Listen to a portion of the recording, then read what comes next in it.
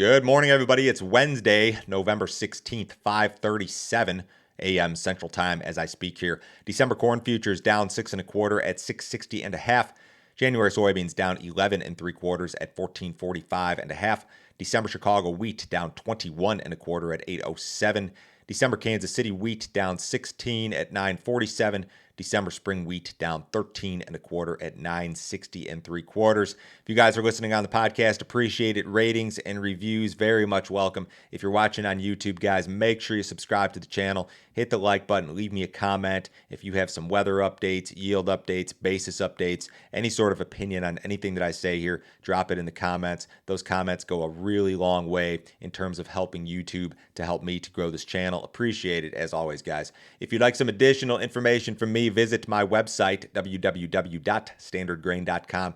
Check out my premium subscription service today, guys. I send my premium subscribers a ton of information direct from me every single business day. Morning email goes out about 5:30 a.m. Central. In that email, you'll see every overnight headline you need to be aware of. Charts, graphics, weather information, all of my grain marketing recommendations. My daily subscriber-only videos are part of this deal. Yesterday, I did a fairly detailed video in regard to Brazil weather, Argentina weather, crop prospects, and a couple things on the demand side also. This is going to be a big deal for the markets as we move into the winter months here. If you guys are interested in this sort of content, sign up today. There's new stuff every single day, new video every business day. $50 a month, cancel at any time, no other fee, no other obligation. Nobody will try to sell you anything else, I promise. A missile killed 2 people in Poland yesterday, resulting in fears of a NATO-Russia escalation. So initially, this was yesterday, like right before the grain markets closed, like in the last hour of trading. It was reported that a missile landed in Poland. It killed 2 people. The original thought was that it originated from Russia, that Russia was firing on Poland. And if that had been the case, and we don't know for sure as of right now, if that had been the case, that's like how World War III starts, essentially. Poland is a NATO country. NATO, the United States, they have vowed to protect, quote, every inch of NATO territory. So if it was confirmed, in fact, that Russia was firing on Poland, all bets are off, and there could be a full-blown war in Europe. Now, it doesn't look like that's the case. This thing has de-escalated since then. President Biden told allies that the missile was a Ukrainian defense weapon, according to a NATO source. Earlier, Biden said it was unlikely that the missile was fired from Russia.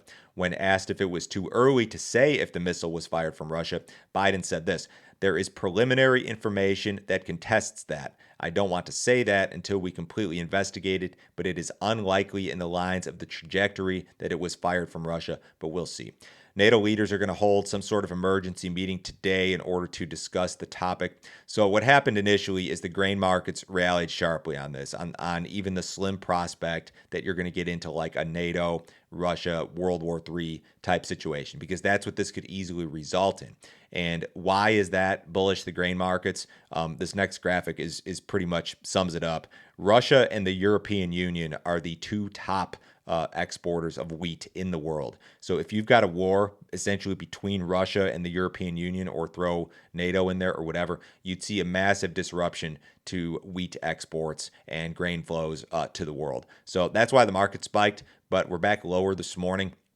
I don't know if the markets, I don't know if traders ever actually believed like fully that this was going to turn into a World War III scenario. If they believed that, I mean, wheat would have been up the limit. The stock market would have been off sharply. The stock market traded higher like through all of this. It backed off a little bit. The markets are good signals typically of like what's happening or what the perception is. And I think the perception is, yeah, there was a chance of an escalation, but I don't know if they ever actually believed it fully. The situation could change. I don't know what Biden will say next. I don't know what NATO's going to say in this meeting. But for the moment, this thing has de-escalated. It's not a World War III situation, and that's why the markets are back lower here this morning. So a very short-lived rally in the grain markets as a result of this whole deal late yesterday. Russia says it wants no disruption of global food security efforts, and it has signaled that it would allow Ukrainian grain to flow from ports. Russia spoke in favor of the grain deal extension at the G20 on the condition that supplies to poorer countries are controlled. Moscow said early this morning that Russia had seen certain progress toward its concerns. Putin may actually hold talks with Turkey's president as early as today, could be within the hour. This may have updated by the time you guys see this or listen to this. So you got some additional headlines probably forthcoming here. This existing grain deal, of course, expires Saturday. It's almost certainly going to be extended and possibly expanded to include additional Ukrainian ports. We just don't know the details, but this appears to be going in the right direction. Inflation on the wholesale side was cooler than expected in October. The government released monthly producer price index or PPI data yesterday. PPI is essentially inflation on the wholesale side, where CPI is inflation at the consumer level. PPI rose 0.2% in October. That was below trade expectations of 0.4. We've got an annualized increase of 8% in October in the PPI. The expectation was 8.4. That was the lowest annualized monthly print since July 2021. The services component of the measure actually declined by 0.1 of a percentage point, and that was the first such decline since November of 2020. So paired with a cooler than expected CPI print last week, more market watchers and traders are leaning toward the idea that inflation has in fact peaked. And if that's the case, it's friendly the stock market because it'll essentially allow the Fed to ease its rate hike cycle. It's probably premature for any of that, but markets tend to react quickly. And for the moment, it looks like we're on the backside of inflation, and that could change. It could all change with just another month's report. 1 month's worth of data is probably not enough to establish a trend, but some people are leaning that way.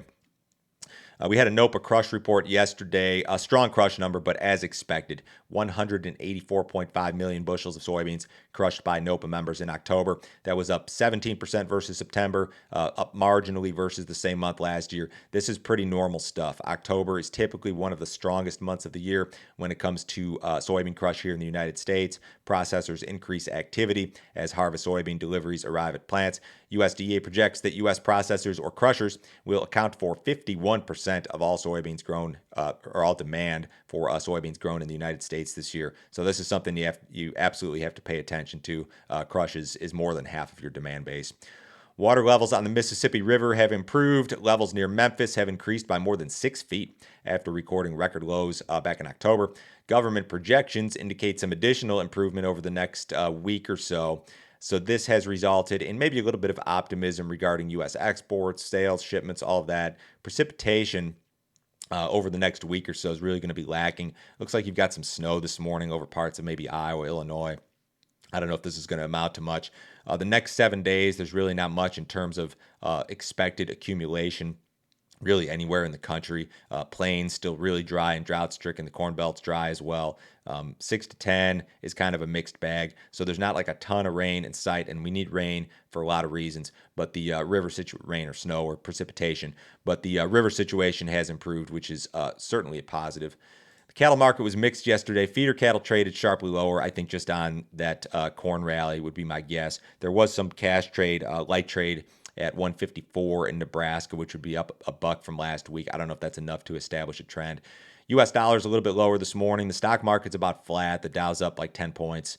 Bonds are up a little bit. Gold's up $9. Crude oil is also near unchanged, 86.83 in the December WTI. Have a great day, guys. I will talk to you Thursday.